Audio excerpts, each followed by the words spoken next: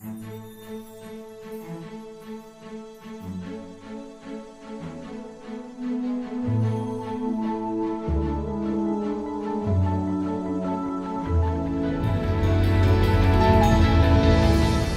with Europe, that's good.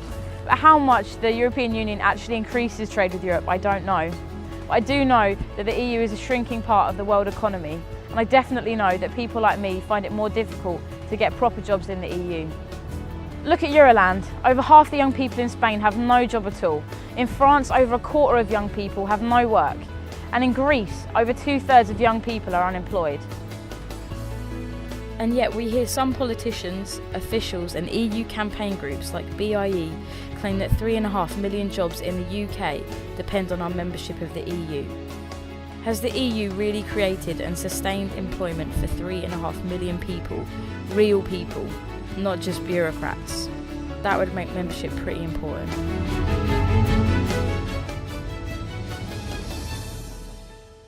But what about my job? I don't have a proper job. My job has never been created. I have a graphic design degree and I keep on top of my subject and prepare for work and look for work, but there's simply not the demand for new graduate labour.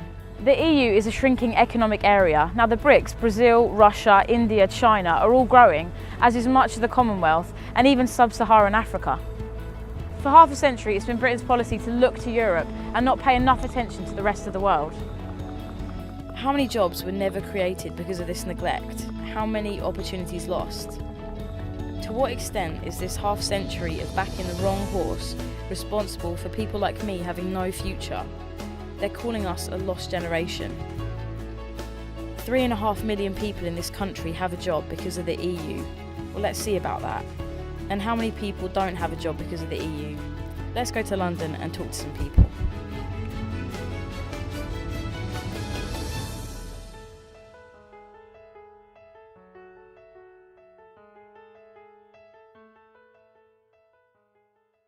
Here we are at Folkestone Central train station, about to get on the train to go to London.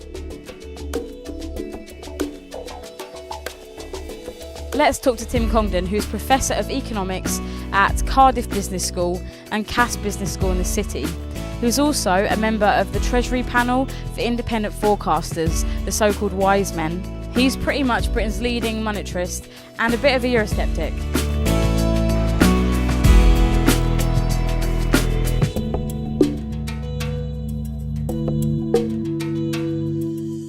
It is sometimes claimed that 3.5 million jobs depend on our membership of the European Union.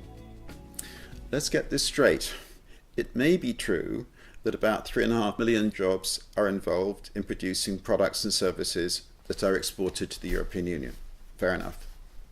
They depend on trade with the European Union. We have a relatively free world trading environment already. China is a bigger exporter to the European Union than we are. We leave the European Union, we still can sell to our European friends and neighbours. Those 3.5 million jobs just go on as today. It's not like everything's been made rosy and everyone has a job and it's as if 3 million could be lost. There are way more than that without a job now.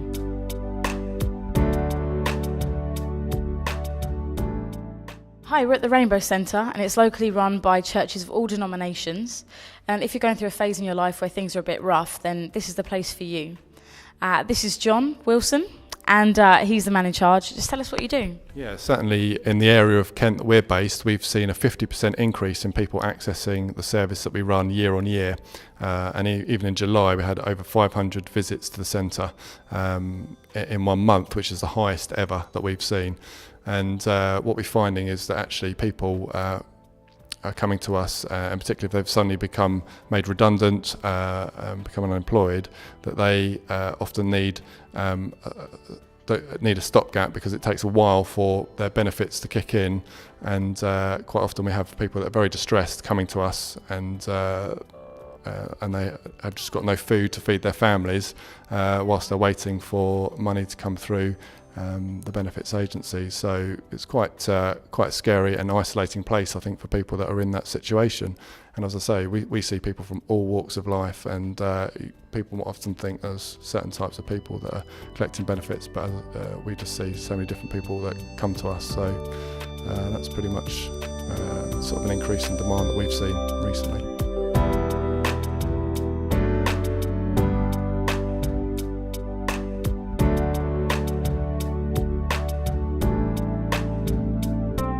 Hi, this is Roy Broomfield and he's the director of the Better Off Out campaign.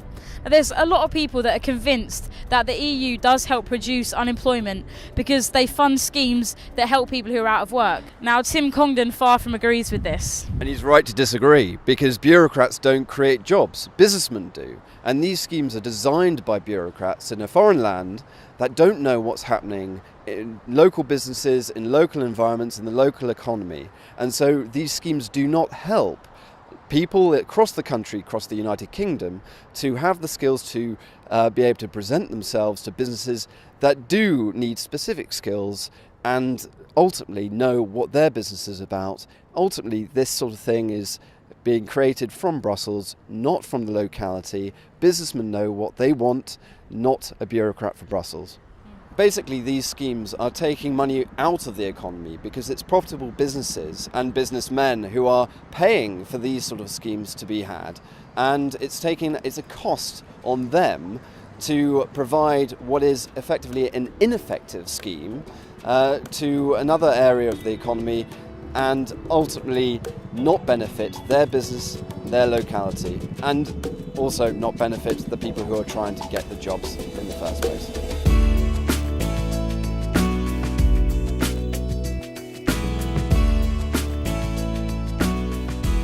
Hi there, my name's Jonathan. I was made unemployed about 3 months ago when my company moved up to the north of London. Being someone who lives in Kent, it was basically over 5 hours of travel a day. So I found myself unemployed.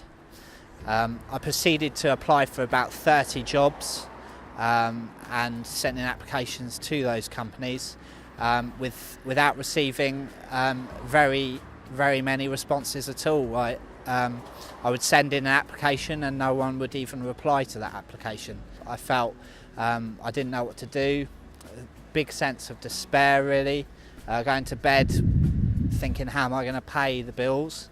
Yeah, my name's Helen and I'm employed and live in Folkestone. Yeah, I've been fortunate that I've had jobs, but there isn't the career. I've got a business management degree. I don't feel like I'm doing much with it, and you hear it all around the country that young people get a degree at university, but then they can't do anything with it at the end. And I just think if there's a better economy with companies, then there'd be more choice for career and people could do what they want, what they enjoy, what they're good at, and that's the main thing, and people want to work in what they enjoy. It's better for business, better for the companies, rather than just doing what you have to do, which people do because we need money.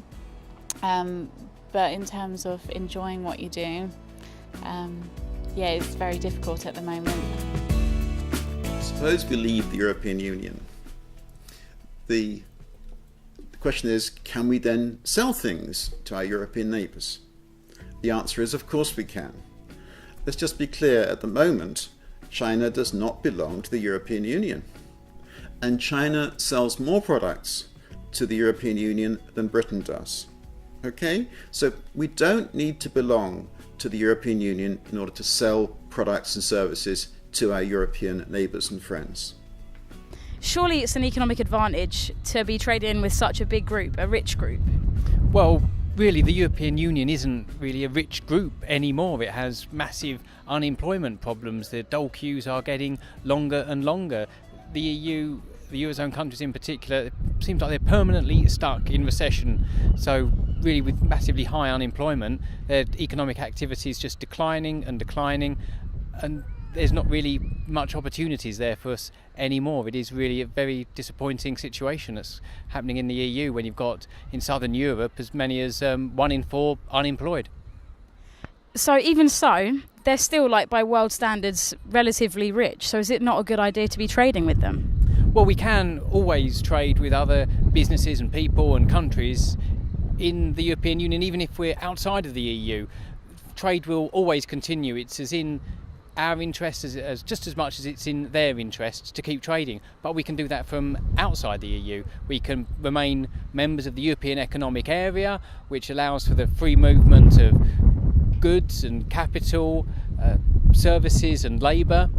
And of course we can join the European Free Trade Association, so we don't actually have to be part of the political bloc to continue trading with other EU countries. So we'd actually perhaps have an advantage because we wouldn't be burdened with all the costs that the EU's putting on this country, which really isn't helping our economy either. So I see we're struggling a bit here in Europe. Are there lots of other opportunities out in the rest of the world that we could be part of that we're missing out on? And if so, like in reality, how can we actually do that? Can we just easily start trading with all these other places? Yes, we can. You're absolutely right. There's amazing opportunities for Britain around the world. The growing economies on the globe are in North America, South America, Southeast Asia. There are wonderful opportunities there. Look at the growth in China and India, and then other nations as well, even Indonesia and Australia. There's so many good opportunities for Britain, but at the moment, being in the EU, we don't have a seat on the WTO, the World Trade Organization. Our trade deals are made by the EU. If we were outside the EU, we could still continue trading with other EU nations, but we could explore these other wonderful opportunities that exist in this global world. And of course, being in the EU, we can't now make our own bilateral investment treaties. Outside, we would be able to have our sovereignty, our ability to form the links that best suited us, whilst of course continuing to trade on the continent. So really we should be exploring the rest of the world, which has so much to offer us. Over the next 25, 50 years, Europe's importance in the world is going to fall very sharply. Our trade with nations outside the European Union is going to expand enormously in relative importance. We therefore should be thinking hard about how to organise our international relations for that kind of world in which the European Union is not very important. We should not be trying to base our entire future on our relationship with the European Union. We can leave the European Union and prosper and flourish in the 21st century.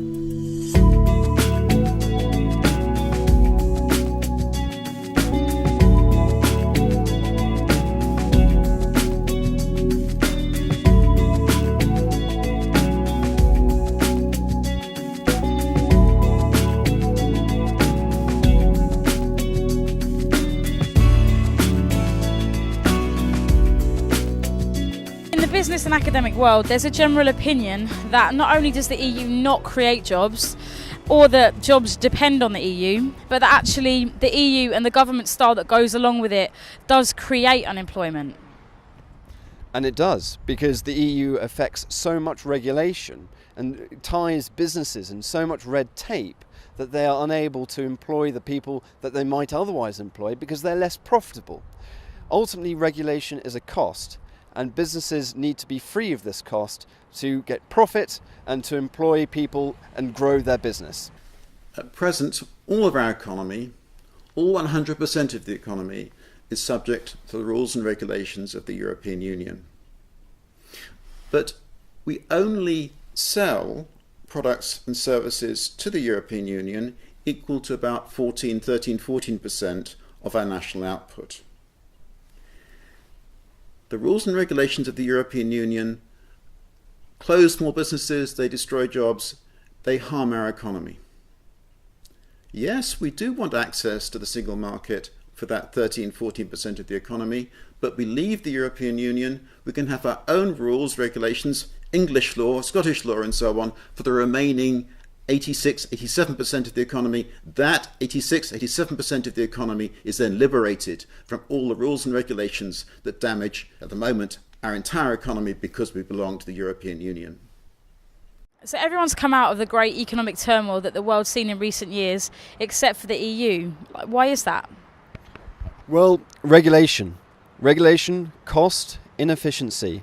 And this regulation, again, is not just made for the UK. It's a standard regulation made for 28 nations across the European Union, which don't have the same economy, don't have the same structure, don't have the same skill base, and are completely different and individual entities in themselves. So regulation, costs, and inefficiency are holding not just the UK but the European Union back. Some people believe that the EU is not democratic, but it's run by big businesses. If that's true, then surely the EU would be good for the economy. Well, the European Union is good for big business in a way that it creates extra regulation, and regulation is big business's friend. It is not, however, the friend of small business that is trying to keep down its cost base, trying to employ more people, trying to get growth in their business and drive a different sort of economy home, to create a different sort of economy. And at the Better Off Out campaign, we believe in free markets, and free markets come with limited regulation and allow for the free movement of people and goods and services around not just the European Union but the world.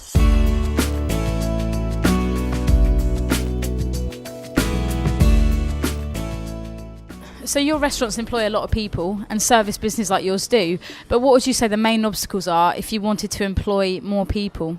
The bureaucracy of actually employing people is so difficult now because of the leave entitlement, even when it comes down to disciplinaries, trying to get rid of people with the written warnings, the verbal warnings. I had a situation where it cost me £3,500 to actually get rid of somebody that I caught stealing.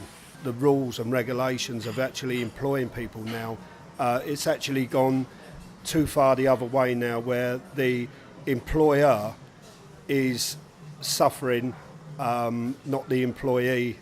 The employee gets all the rights, the employer has nothing. A friend of mine who started a business, and he says that the costs of him starting a business are so prohibitively high.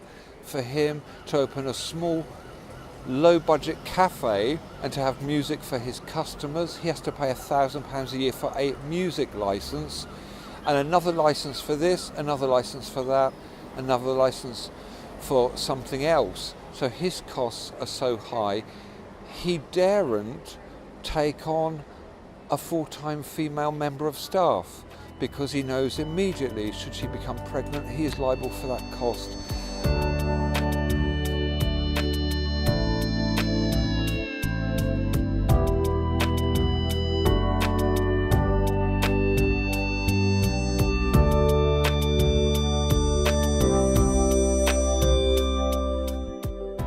In the last year I've gone from company to company because I was made redundant in August 2012.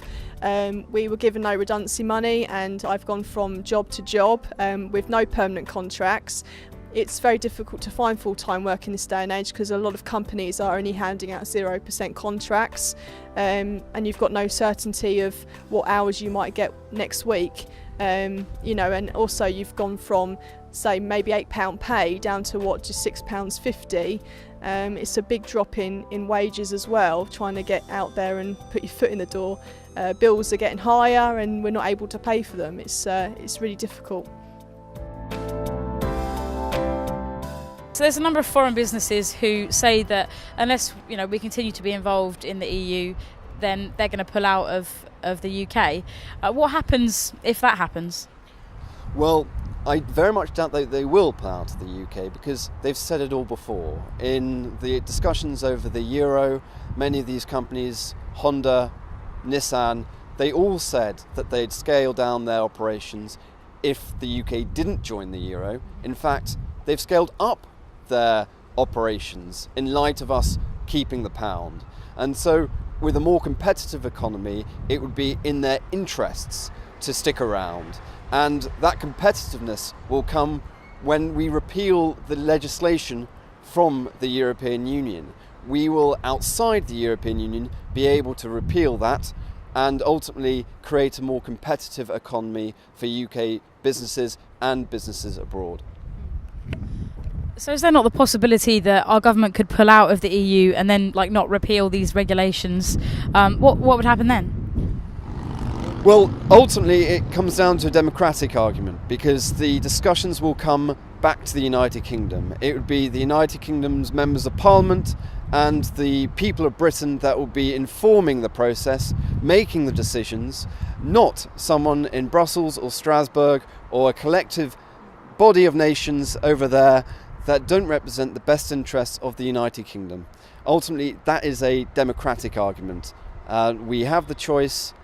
If we're outside the European Union, inside the European Union, we don't. Yeah, so I've heard that kind of argument before, and it all sounds really rational. But what if the EU does react in an irrational and aggressive way, which is maybe what the Liberal Democrats imply? Well, we buy more stuff from the European Union than we sell to the European Union. Countries around the EU depend on trade with the UK more than we depend on trade with countries around the European Union. And so, ultimately, with this conversation, it would be in their best interests to keep us on side, keep the free movement of goods and services from the UK to their countries. And jobs depend in these countries on this trade with the United Kingdom. And to put up barriers and to be difficult will ultimately not be in their interests and actually further, potentially, economic distress. And there's something else. The people around Europe don't dislike the United Kingdom. They like to come here, they like to trade with the UK. Ultimately, this is about trade and not anything else. And they don't see a problem with the United Kingdom outside the European Union. If the UK is amenable, if the UK is friendly towards the people and the countries in the European Union. We get this question about the single market. If we leave the European Union, I'll be cut out of the single market. The single market means a whole mass of rules and regulations. That's really what it means. If British companies sell products, services and so on in China, they must comply with Chinese rules and regulations. If they sell things in the United States, they must comply with American rules and regulations. Okay, but they still can sell products to China and America, even though we don't have some special European Union, some American Union or Chinese Union with these other countries. We're outside the EU. Of course, companies must comply with the regulations involved with exporting to the European Union, but that's all, and life would go on. Just as we don't need to be a state in the United States of America to sell to America, we do not need to be a state in the United States of Europe to sell to Europe. That is one of the key points in this whole argument.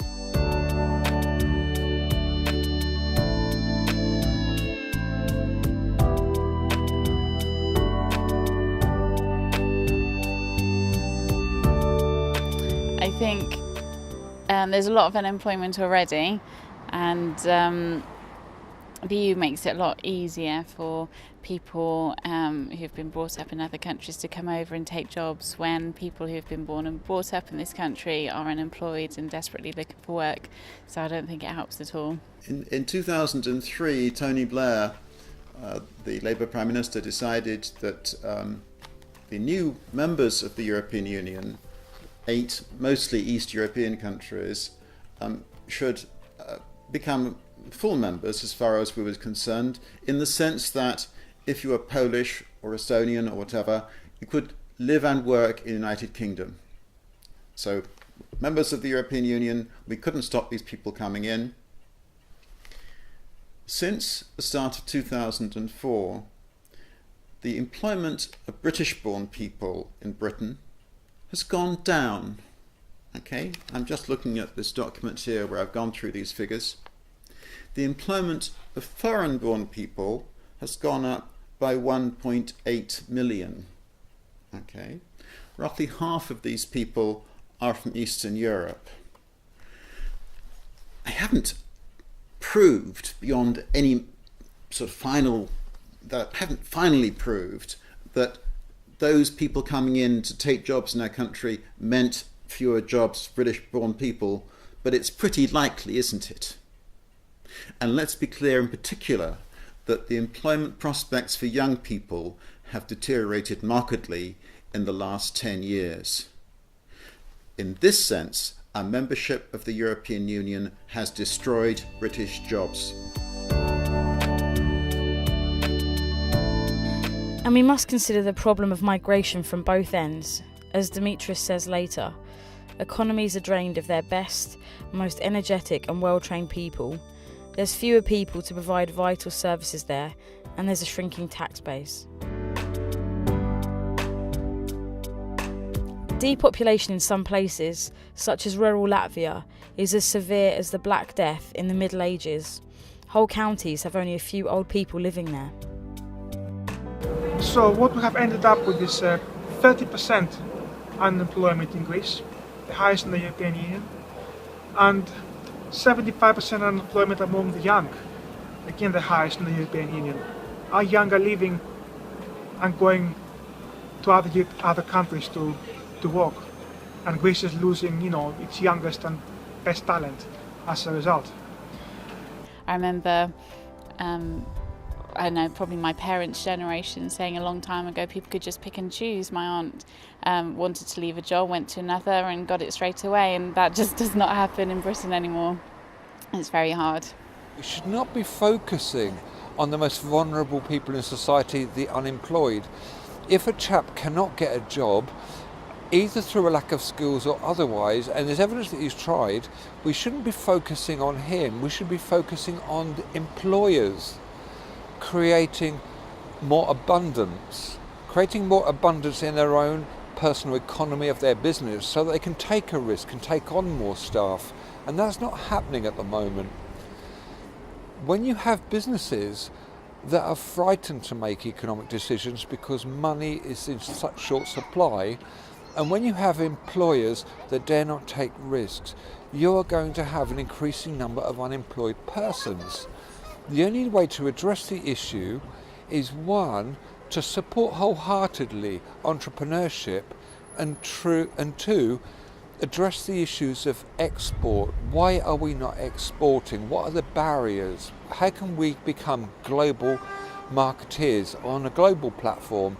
These things are important and they're not being addressed. Instead of this global view and removing obstacles for entrepreneurs, we've been obsessed with this ideology of building Europe, and this looks responsible for a lot of our long-term problems. European think tanks said that Greek rates of owner occupancy are abnormally high. So they have imposed ridiculous taxes on property, including first homes. And that, combined with ever-shrinking incomes, will mean people have to effectively let the Inland Revenue confiscate their house because they can't pay the taxes on it. So what you have here is people's houses across the country will be confiscated by the state to support European banks. I wish things never come to this state in this country, but when your country has been taken away from you, when there's no law, when your constitution and democracy has been taken away from you, and when you're no longer a sovereign country but you're under occupation legally, there is no place for right and left. People from all political backgrounds should unite to claim back their country and their democracy. And that's what the PAM is about. To claim back our country, to claim back our democracy, leave the Euro and the European Union, have our own currency, and also correct the injustice with the current debt. And write it off, because we had paid it in the past.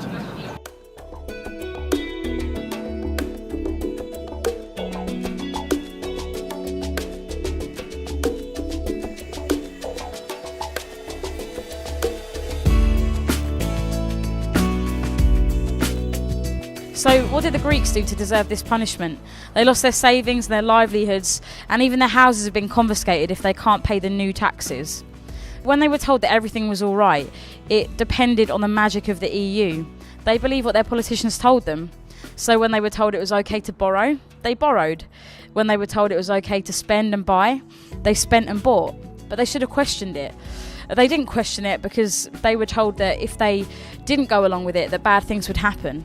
And if we're told that bad things will happen if we don't go along with it, like millions of people would lose their jobs, then maybe we should be a little bit more doubtful, just to be on the safe side.